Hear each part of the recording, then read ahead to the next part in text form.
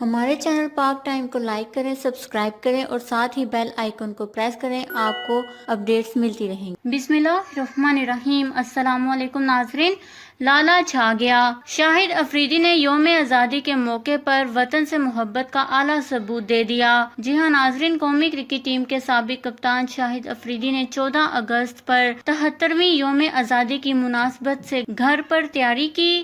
Social media پر زیر گردش تصویروں میں واضح دیکھا جا سکتا ہے کہ 40 سالہ شاہد افریدی نے اپنے گھر کی چھت پر پاکستان کا جھنڈا لگایا ہے اور ساتھ خود بھی آل راؤنڈر شاہد افریدی بھی کھڑے دکھائی دے رہے ہیں۔ سابق کپتان نے نہ صرف پاکستان کا جھنڈا لہرایا بلکہ بھارت کے زیر انتظام جموں کشمیر، ترکی اور فلسطین سے اظہار یکجہتی کرتے ہوئے ان ممالک کا جھنڈا بھی لگایا۔